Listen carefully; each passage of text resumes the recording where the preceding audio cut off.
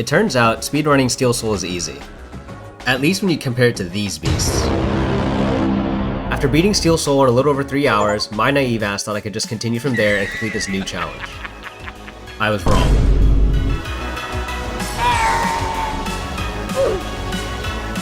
Yeah, when there are so many things to do, the odds of some random BS thing sending you back to Moscardo is quite high. I almost gave up at one point. But then I read this comment.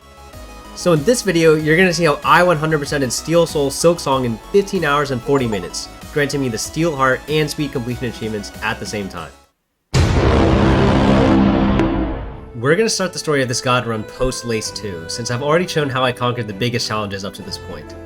Boss Mother and farming spine cores. Wow. Even though I had to reset, my crest and tool setup is still the same as last time, focused around the Wanderer. Anyways, I think this is obvious, but we want to not die. We want to max out masks, nail upgrades, spools, and tools as soon as possible and before we fight anything. For a lot of these upgrades, we need the Claw Line and the Fay Down Cloak. Claw Line is easy enough to get, so to Mount Fay we go. If you're attempting this challenge, this area probably isn't that scary to you. But be warned, even professionals can get caught off guard. Like, don't I look like a professional Mount Fay climber? 2 seconds later. Oh no.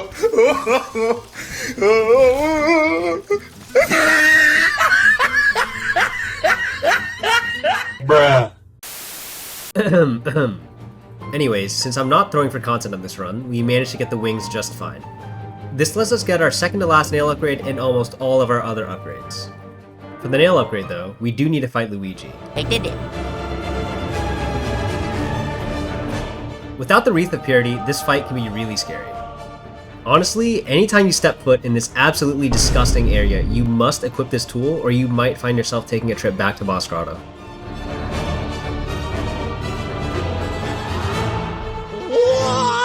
With Linguini dead, our nail is as strong as it can be until Act 3, and it's time to get the rest of our upgrades. You might think that in a challenge like this, we gotta fight a bunch of exciting bosses and navigate challenging platforming sections. Nah. 90% of the 15 hours in this run were spent in Act 2 farming and buying or collecting random shit. And since I don't have enough storage on my potato PC to render a 19-hour-long video, I'm gonna make an epic montage of all the boring stuff. Get the!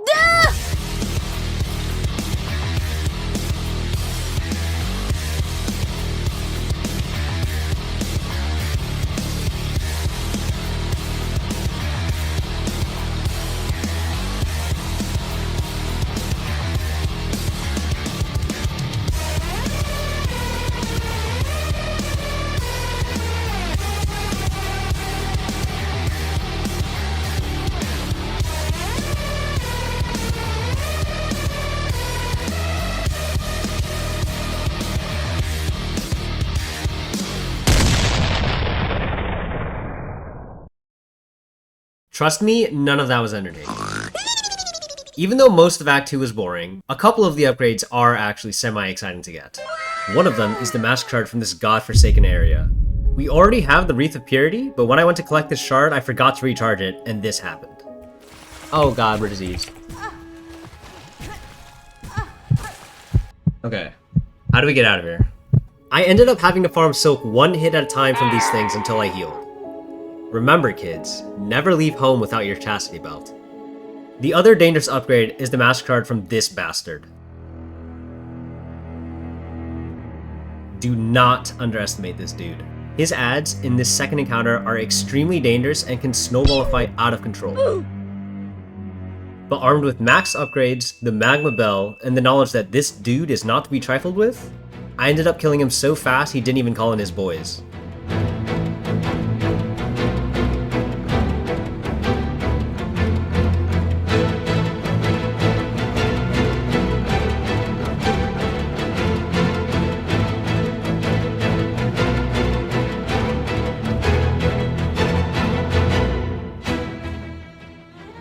Anyways, now that we are equipped with as much silk and health as we can have at this point, it's time to start killing shit.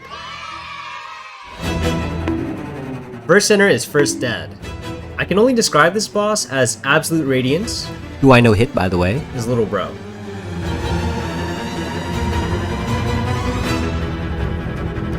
I somehow had trouble with her on my first playthrough, but on this run she kinda got folded instantly.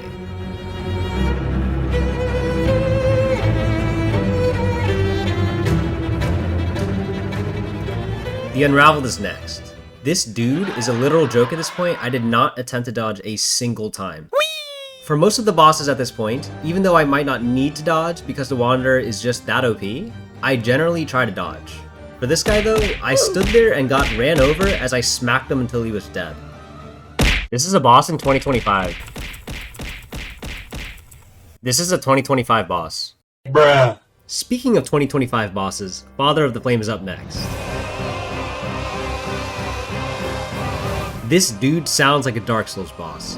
His name is clean as hell. Yeah, boy. But that's just about the only thing he has going for him.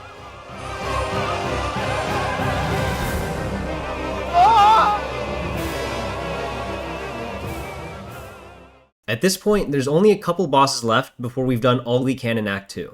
The Depressed Robot and the Gluck 9000 machine. Let's put down the Sad Robot first. I want to die. The Sad Robot actually low-key has hands, but once you learn their patterns, they're not that bad. Now, for the scariest part of Act 2. The Throat Goat had me shaking in my boots, pissing my pants, absolutely quivering in fear. I'm in danger! This beast might just end my god run. So I take a deep breath, put on my chastity belt, and head to Grohl. This is our battle. Wait, how do you use tools? Oh. Okay. Obet! Bruh. Yeah, so I hadn't used any skips up to this point, but we're now 12 in-game hours deep and probably around 2 IRL days into this run. I am not trying to go back to fight Moss Mother. Skipping may be lame, but I'm still not quitting out, so you're not allowed to call me a bitch. Anyways, it's time to kill Grandma and get into Act 3. Freaking finally.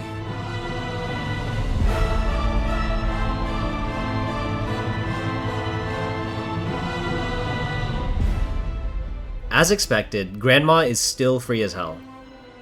We are now officially in the endgame.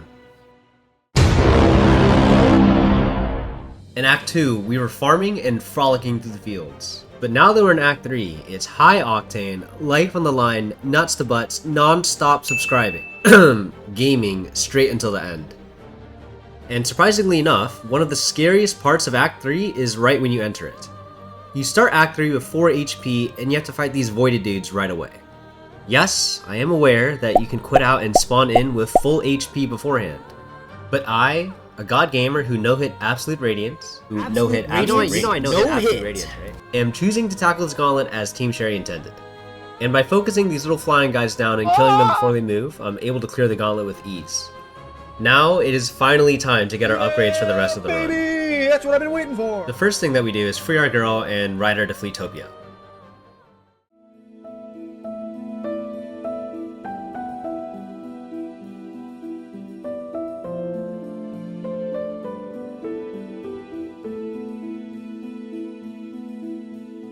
Our damage has now reached peak potential. This crest setup with max damage and soon to be max health makes it really hard to die.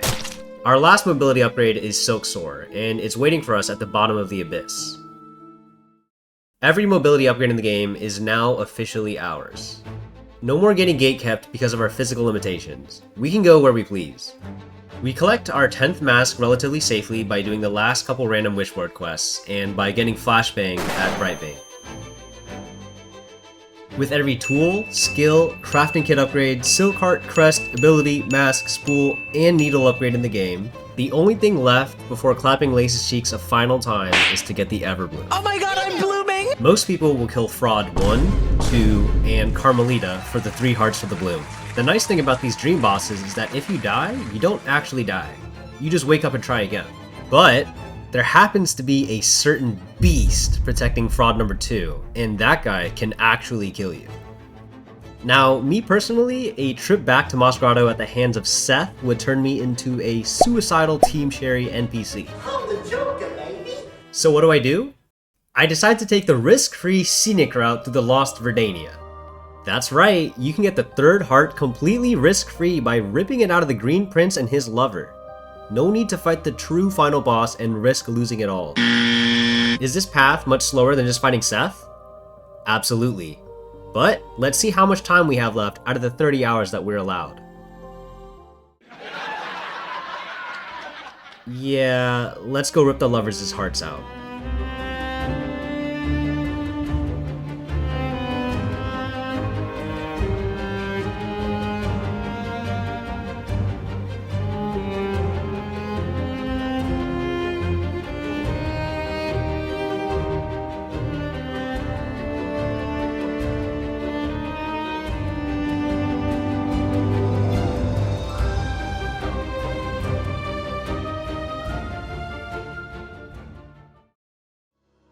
There is only one obstacle left. One hurdle standing between us and glorious God Gamer status.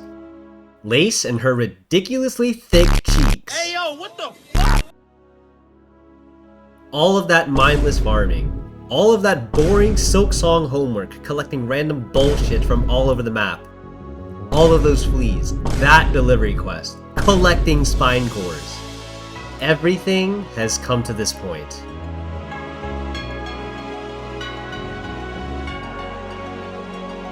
If I lose here, I don't know if I have the mental fortitude to try again. This is it. Send it, baby.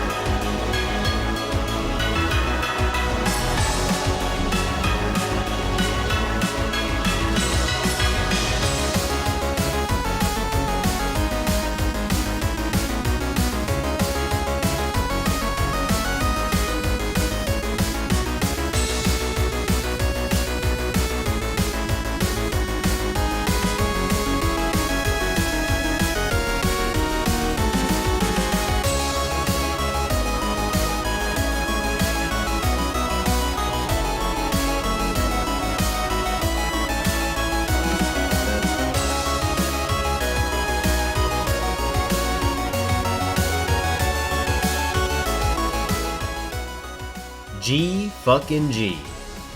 With that, 100% Skill Soul was officially beaten in a little over 15 hours. The route I took was definitely not the fastest. There are MFs out there doing this in 7 hours. But I think that my way is pretty relatable and realistic for the viewers out there that are not on Fent. I'm fast as fuck, boy.